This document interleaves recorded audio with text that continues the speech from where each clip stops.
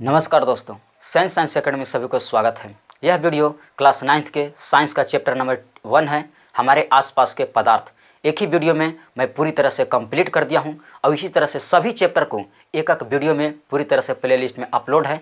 आप प्लेलिस्ट में जाइए और सभी चैप्टर को यानी कि बारीकी से अपने सिलेबस को कंप्लीट कीजिए। इस वीडियो को देखने के बाद आपको नहीं तो बुक के देखने की ज़रूरत है और ना ही आपको यानी कि दूसरा टीचर की भी ज़रूरत है। पूरी तरह से अपने सिलेबस को आइए कंप्लीट करते हैं। तो चैप्टर 1 है हमारे आसपास के पदार्थ, जिसे इंग्लिश में कहते हैं मैटर इन आवर सराउंडिंग। तो पहला पॉइंट आता है पदार्थ। पदार्थ क्या है? What is matter? पदार्थ किसे कहते हैं?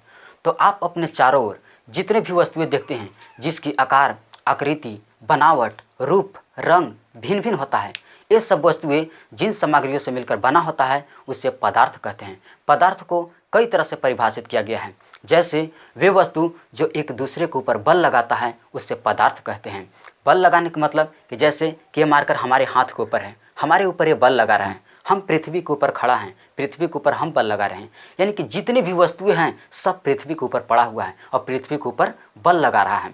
या एक किताब टेबल के ऊपर है, टेबल के ऊपर यानी कि बल लगा रहा है किताब, और टेबल पृथ्वी के ऊपर बल लगाता है, यानी कि वे वस्तु जो एक दूसरे के ऊपर बल लगाता है उससे पदार्थ कहते हैं। दूसरा है कि वे वस्तु जो छोटे छोटे कणों से मिलकर बना होता है, जिसमें द्रव्यमान होता है और स्थान घेरता है, जिसकी अनुभव हम अपनी ज्ञानेंद्रिया का मतलब होता है आँख, कान, नाक, जीभ, त्वचा, 5 ज्ञानेंद्रिया होता है के द्वारा कर सकते हैं, उसे पदार्थ कहते हैं। जैसे हवा, पानी, लोहा इत्यादि, ये सब ऐसे पदार्थ हैं जो एक दूसरे के ऊपर बल लगाता है। यानी कि इसको कहने का मतलब कि वे वस्तु जो छोटे छोटे कणों से मिलकर बना होता है, जिसमें द्रव्यमान होता है, द्रव्यमान कहने का मतलब कि कुछ वजन जो स्थान घेरता है, जिसकी अनुभव हम अपनी ज्ञानेंद्रिया के द्वारा कर सकते हैं, उसे पदार्थ कहते हैं। यानी कि जितना भी वस्तु है सब एक दूसरे के ऊपर बल लगाता है, सब स्थान घेरता है। क्या हम जिस जगह पर खड़ा हैं उस जगह पर स्थान नहीं घेरे हैं? क्या जिस जगह पर किताब पड़ा हुआ है उस जगह पर स्थान नहीं घेर रहा है?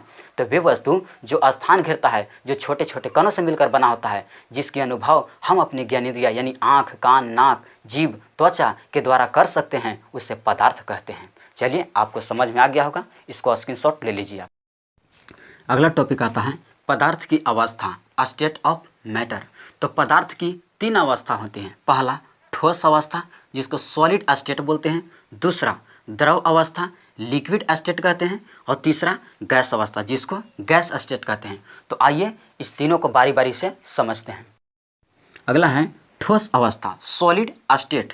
वैसा पदार्थ जिसका आकार और आयतन दोनों निश्चित होता है उसे ठोस अवस्था कहते हैं, तथा इसमें संपीड्यता का अर्थ होता है बहने, यानी कि जिसमें बहने का गुण पाया जाता है संपीड्यता कहते हैं, का गुण नहीं पाया जाता है उसे ठोस अवस्था कहते हैं। जैसे लोहा, पत्थर, लकड़ी इत्यादि ठोस के कण क्या है कि एक दूसरे को बहुत आकर्षित करके रखा हुआ है, यानी कि उसमें रिक्त स्थान बहुत कम होते हैं। एक मैं ठोस पदार्थ बना दिया हूँ, आप किसी चीज़ की आकृति बना सकते हैं। तो वैसा पदार्थ जिसकी आकार, आकृति दोनों निश्चित होता है, उसमें आप कोई चेंजिंग नहीं कर सकते हैं, उसे ठोस अवस्था कहते हैं। ठोस पदार्थ को आप जिस भी स्थान पर रख दीजिएगा उसमें कोई चेंजिंग नहीं होगा, तो उसे ठोस अवस्था कहते हैं। द्रव अवस्था, स्टेट ऑफ लिक्विड। वैसे पदार्थ जिसका आकार अनिश्चित परंतु आयतन निश्चित होता है तथा इसमें संपीड्यता का गुण पाया जाता है, तो उसे द्रव अवस्था कहते हैं। जैसे मान लीजिए कि पानी है, दूध है, तेल है, यानी कि इस सब पदार्थ को जिस बर्तन में रखिएगा उसी का रूप ले लेगा। कहने का मतलब कि आकार अनिश्चित परंतु आयतन निश्चित है, यानी कि पानी के आकार कोई निश्चित नहीं होता है, उसको जिस बर्तन में रखिएगा उसी का रूप ले लेगा। यदि आप यानी कि गिलास में रखिएगा तो गिलास का रूप ले लेगा, पानी में बोतल में रखिएगा तो बोतल का रूप ले लेगा, लेकिन पानी की मात्रा जस के तस रहेगा। तो वैसे पदार्थ जिसकी आकार अनिश्चित परंतु आयतन निश्चित होता है तो उसे यानी कि द्रव अवस्था कहते हैं। अगला टॉपिक है गैस अवस्था, जिसे कहते हैं स्टेट ऑफ गैस। वैसे पदार्थ जिसका आकार और आयतन दोनों निश्चित होता है उसे गैस अवस्था कहते हैं। जैसे हाइड्रोजन, नाइट्रोजन, ऑक्सीजन, ये एक पात्र है जिसमें गैस भरा हुआ है जो बाहर की ओर निकल रहा है। यानी कि वैसे पदार्थ जिसकी आकार, आकृति दोनों अनिश्चित होता है, यानी कि गैस का कोई आकार व आकृति निश्चित नहीं होता है, नहीं तो उसे कोई माप कर, नहीं तो कोई उसे तौल कर रखा है, उसे यानी कि गैस अवस्था कहते हैं।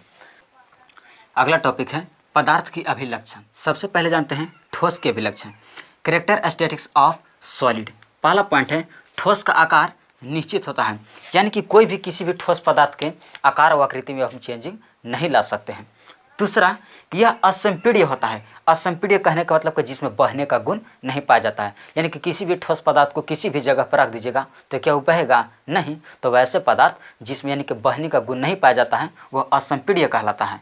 तीसरा, ठोस पर दाब लगने से कोई प्रभाव नहीं पड़ता है, यानी कि किसी भी ठोस पदार्थ पर आप दाब लगाइएगा बाहरी से, उसमें कोई चेंजिंग नहीं होने वाला है। जैसे मान लीजिए कि यही मार्कर है, मान लीजिए एक बोर्ड है, इस बोर्ड पर हम कितनों दाब लगाने का प्रयास करेंगे, इसमें कोई चेंजिंग होने वाला नहीं है। चाहे यही मार्कर है, ये मार्कर पूरी तरह से बन के तैयार हो गया है, अब इसके आकार पर हम कितनों बाहरी से दाब लगाएंगे तो नहीं लग सकता है। ज़्यादा लगाने पर टूट सकता है, लेकिन ऐसे अगर आराम से बल लगाए तो इसमें कोई चेंजिंग होने वाला नहीं है। अगला है कि इसमें तापमान देने पर द्रव अवस्था में बदला जाता है, यानी कि जब किसी भी ठोस पदार्थ को जब आप यानी कि गर्म कीजिएगा तो धीरे धीरे क्या होगा कि पिघलना शुरू कर देगा। अगला है कि यह वाष्पित नहीं होता है, लेकिन जब किसी भी ठोस पदार्थ को कितनों टेम्परेचर पर आप गर्म कीजिए लेकिन कभी भी वो गैस नहीं बनेगा, तो यह कहलाता है यानी कि वाष्पित नहीं होता। तो इसका आप स्क्रीनशॉट ले लीजिए। अगला है कि द्रव की अभिलक्षण, कैरेक्टरिस्टिक्स ऑफ लिक्विड। द्रव का आकार अनिश्चित परंतु आयतन निश्चित होता है, यानी कि आप देखे होंगे कि पानी के आकार जो होता है अनिश्चित होता है, यानी कि पानी के कोई आकार और आकृति निश्चित नहीं होता, उसको जिस पात्र में रखिएगा उसी का रूप ले लेगा। लेकिन पानी का मात्रा तो वही था, यानी कि जैसे मान लीजिए कि हमारे पास 1 लीटर पानी है, अब उस पानी को यानी कि गिलास में रखेंगे तो गिलास का रूप ले लेगा, बोतल में रखेंगे तो बोतल का रूप ले लेगा, लेकिन पानी की मात्रा तो वही है। तो वैसे पदार्थ जिसका यानी कि आकार अनिश्चित परंतु आयतन निश्चित होता है तो द्रव अवस्था में कहलाता है। तीसरा, यह संपीड्य होता है। संपीड्य कहने का मतलब कि इसमें बहने का गुण होता है, यानी कि पानी का आप देखे होंगे कि इसमें बहने का गुण पाया जाता है। तीसरा कि इसमें अधिक तापमान देने पर गैस में बदला जा सकता है, यानी कि जब आप पानी को यानी कि तापमान दीजिएगा, टेम्परेचर दीजिएगा, यानी कि गर्म कीजिएगा तो धीरे धीरे क्या होगा कि वो यानी कि वाष्प के रूप लेने लगेगा, यानी कि उड़ने लगेगा, तो उस स्थिति को यानी कि वाष्पन कहते हैं। तीसरा है गैस की अभिलक्षण, जिसको बोलते हैं कैरेक्टरिस्टिक्स ऑफ गैस। पहला पॉइंट आता है इसका आकार और आयतन दोनों अनिश्चित होता है, यानी कि आप देखे होंगे कि गैस का जो आकार और आकृति होता है उसका कोई निश्चित नहीं होता, यानी कि कौन अभी तक उसको माप तोल कर रखा है। दूसरा है कि इसमें तापमान कम करके द्रव तथा ठोस में बदला जा सकता है, यानी कि जब आप गैस का यानी कि तापमान कम कीजिएगा तो द्रव अवस्था में आ जाएगा, और द्रव की जब अवस्था को यानी कि और तापमान कम कीजिएगा तो धीरे धीरे यानी कि ठोस के रूप ले लेगा। तीसरा है कि गैस का घनत्व ताप पर निर्भर करता है, यानी कि ताप पर निर्भर कहने का मतलब मान लीजिए कि अगर यानी कि तापमान अगर 25 डिग्री 30 डिग्री सेल्सियस पर है तो यानी कि द्रव का रूप रहेगा, लेकिन वही बिल्कुल 0 डिग्री पर 1 डिग्री पर कर दीजिएगा तो धीरे धीरे क्या होगा कि यानी कि वह ठोस के रूप ले लेगा। अगला टॉपिक है पदार्थ की विभिन्न अवस्थाएं। जब पदार्थ के बीच रिक्त स्थान बहुत कम होता है तो वह ठोस अवस्था में रहता है, और जब पदार्थों के बीच रिक्त स्थान ठोस की अपेक्षा अधिक हो तो वह द्रव अवस्था में रहता है, और जब ठोस द्रव की अपेक्षा रिक्त स्थान अधिक हो तो वह गैस अवस्था में रहता है। यानी कि जब रिक्त स्थान बहुत कम होता है, बहुत कम, तो वह ठोस अवस्था में रहता है, और जब ठोस के अपेक्षा रिक्त स्थान अधिक होता है तो वह द्रव अवस्था में रहता है, और जब रिक्त स्थान ठोस द्रव की अपेक्षा और अधिक हो तो वह यानी कि गैस अवस्था में रहता है। तो इसको आप स्क्रीनशॉट ले लीजिए। अगला सवाल है कि एक ही पदार्थ अनेक अवस्था में रह सकता है, जैसे जब बर्फ़ को गर्म किया जाता है तो वह द्रव अवस्था में बदल जाता है, और जब द्रव को गर्म किया जाता है तो वह गैस अवस्था में बदल जाता है।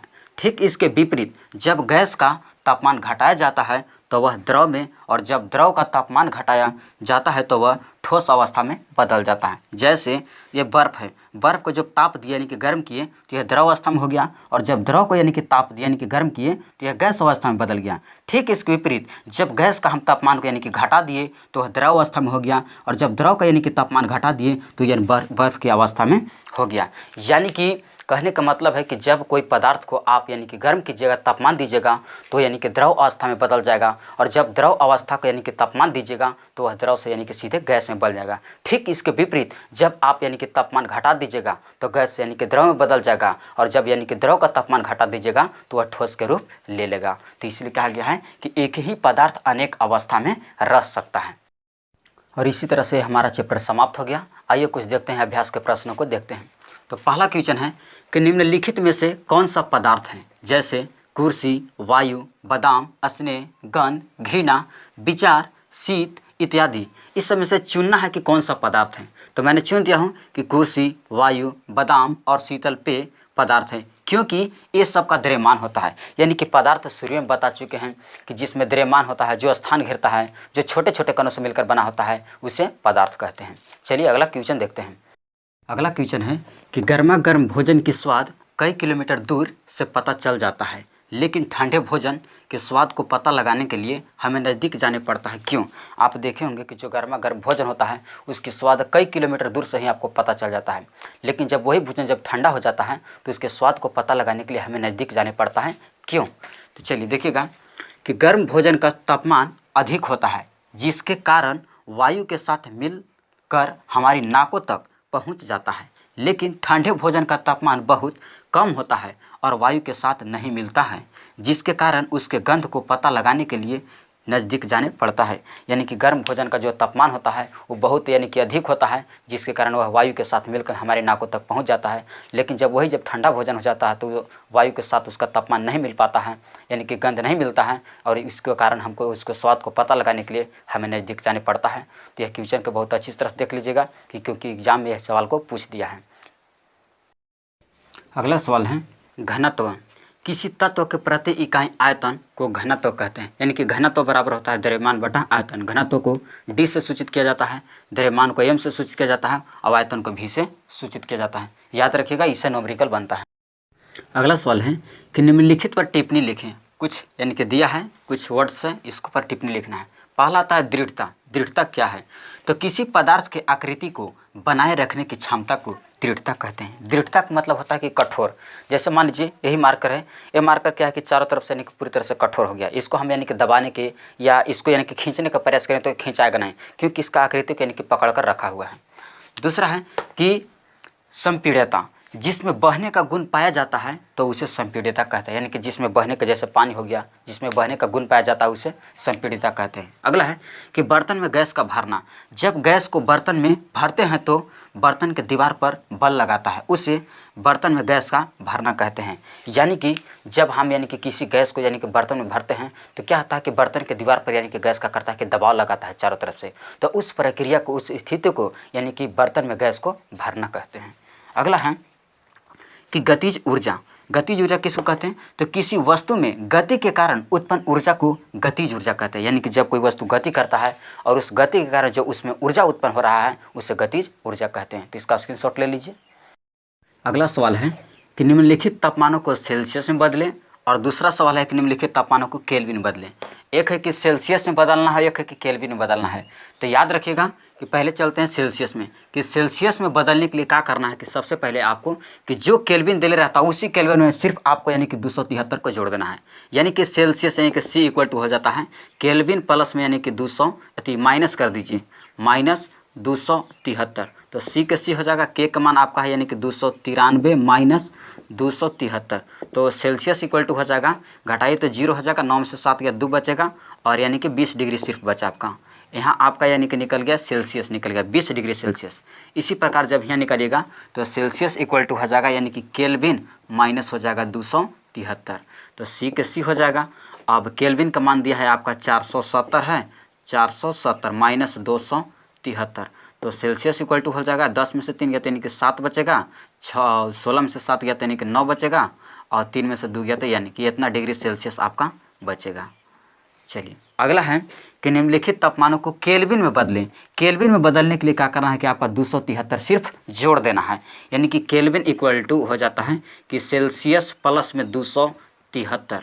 तो केल्विन = निकलेगा, सेल्सियस है आपका 25 डिग्री और यहाँ है 273 डिग्री, इसलिए केल्विन = निकल जाएगा, 5 दिन हो जाएगा 8, 7 दूनी 9, 200 यानी कि 89 डिग्री यानी कि केल्विन हो जाएगा आपका। चलिए अगला है कि इसको बनाने के लिए फिर क्या कीजिए कि यानी कि केल्विन = लिख लीजिए कि सेल्सियस प्लस में हो जाएगा यानी कि 273। तो केल्विन = निकलेगा, सेल्सियस का मान है आपका 373 प्लस में इधर हो जाएगा 273 हो जाएगा। तो केल्विन = निकल जाएगा 3 3 6, 7 7 14 के 4, 3 2 5, 5 1 6, इतना केल्विन निकला, यानी कि 686 केल्विन निकला। तो इस तरह से याद रखिएगा कि निम्नलिखित तापमानों को सेल्सियस में बदलने के लिए 273 को घटा दिया जाता है और निम्नलिखित तापमानों को केल्विन में बदलने के लिए 273 को जोड़ दिया जाता है।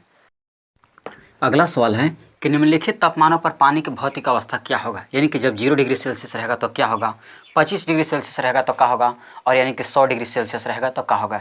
याद रखिएगा कि जो सबसे कम होता है, आप यही अंक नहीं, आपको कोई अंक दे सकता है, और जो यानी कि अंक सबसे कम होगा वो होगा यानी कि ठोस अवस्था में होगा, जो यानी कि बीच वाला होगा यानी कि वो द्रव अवस्था में, और सबसे हाई यानी कि अधिक होगा वो चला जाएगा गैस अवस्था में। तो यानी कि 0 डिग्री पर बर्फ अवस्था में होगा ठोस अवस्था में, 25 डिग्री सेल्सियस पर यानी कि द्रव अवस्था में होगा, और 100 डिग्री सेल्सियस पर यानी कि गैस अवस्था में होगा। आप एग्जाम्पल और ले सकते हैं, जैसे मान लीजिए कि एग्जाम्पल हम ले लिए यहाँ पर 10 डिग्री सेल्सियस, दूसरा ले लिए मान लीजिए कि 30 डिग्री सेल्सियस, और सी मान लीजिए कि ले लिए हम यहाँ पर 90 डिग्री सेल्सियस। तो यानी कि 10 डिग्री सेल्सियस पर यानी कि ठोस की अवस्था में रहेगा, 30 डिग्री सेल्सियस पर द्रव की अवस्था में रहेगा, और 90 डिग्री सेल्सियस पर यानी कि गैस के रूप लेने लगा। यानी कि जोन सबसे ज़्यादा हाई होगा वो गैस में चला जाएगा, जो कम होगा वो यानी कि ठोस में चला जाएगा। अगला सवाल है कि गर्मियों में हमें किस तरह की कपड़ा पहनना चाहिए। सूती, क्योंकि सूती कपड़ा पसीने को सोख कर उसे वाष्पीकृत कर देता है, जिसके कारण हमारे शरीर पर ठंडा महसूस होता है। यानी कि आप देखें कि गर्मी के समय में सूती कपड़ा यानी कि जो हमारे शरीर से पसीना निकलता है उस पसीने को सोख कर और उसे वाष्पीकृत कर देता है, जिसके कारण हमारे शरीर पर यानी कि ठंडा महसूस होता है। इसीलिए हमारे यानी कि गर्मियों में सूती कपड़ा पहनना चाहिए। अगला सवाल है कि एसीटोन, पेट्रोल या इत्र हमारे हथेली पर डालने से ठंडा महसूस होता है, क्यों। आप देखें कि जो एसीटोन होता है या पेट्रोल होता है या इत्र जब अपने शरीर, हथेली पर नहीं बल्कि शरीर, किसी शरीर के पार्ट पर डालिएगा तो आपको ठंडा महसूस होता है, क्यों। क्योंकि एसीटोन या पेट्रोल इत्र हमारे हथेली की आसपास के कण के वाष्पीकृत कर देता है, जिसके कारण हमारे हथेली पर ठंडा महसूस होता है। क्या करता है कि जो पेट्रोल होता है या एसीटोन होता है हमारे शरीर के जिस भाग पर आप डालिएगा वहाँ से यानी कि कणों को आकर्षित कर लेता है, और वो आकर्षित करके उसे यानी कि वाष्पीकृत कर देता है, जिसके कारण हमारे शरीर पर ठंडा महसूस होता है। अगला सवाल है कि कप की अपेक्षा प्लेट में हम गर्म चाय क्यों पी लेते हैं। यानी कि आप देखे हैं कि प्लेट वाला जो चाय होता है, एक कप वाला चाय होता है, प्लेट वाले लोग यानी कि चाय को बहुत जल्दी पी लेते हैं, क्यों। लेकिन वही जब कप वाला है ना उसको लेट से पीते हैं। कप की अपेक्षा प्लेट का क्षेत्रफल अधिक होता है, यानी कि कप का जो क्षेत्रफल होता है बहुत कम होता है, प्लेट वाला क्षेत्रफल बहुत अधिक होता है, जिसके कारण वह तेज़ी से वाष्पीकृत हो जाता है और ठंडा हो जाता है, जिसके कारण हम जल्दी से पी लेते हैं। यानी कि जो प्लेट का क्षेत्रफल था बहुत अधिक हुआ था, जिसके कारण वह बहुत जल्दी से यानी कि तेज़ी से वाष्पीकृत हुआ और ठंडा हो गया, जबकि वही कप का प्लेट का क्षेत्रफल बहुत कम था, जिसके कारण वह धीरे धीरे यानी कि वाष्पीकृत हो रहा था, जिसको पीने में यानी कि हमको लेट लगता, क्योंकि वह जल्दी से ठंडा नहीं होता। तो इसी तरह से चैप्टर पूरी तरह से मैंने समाप्त कर दिया हूँ। आप सभी चैप्टर को यानी कि प्ले लिस्ट में जाइए और बारीकी से पढ़िए। आपको दूसरा टीचर के जाने की जरूरी क्यों नहीं है, ना ही बुक देखने की जरूरी है। पूरी मैं चैप्टर के एक एक पॉइंट मैं निचोड़ दिया हूँ, पूरी कंप्लीट कर दिया हूँ। आप इसे पढ़िए, आप पढ़कर खुद एक दूसरे को पढ़ा सकते हैं। तो अब मुझे आशा है कि आपको ये चैप्टर यानी कि समझ में आया होगा। इसी तरह से आप चैप्टर को यानी कि सभी अपने दोस्तों के साथ शेयर जरूर कीजिए। Thank you.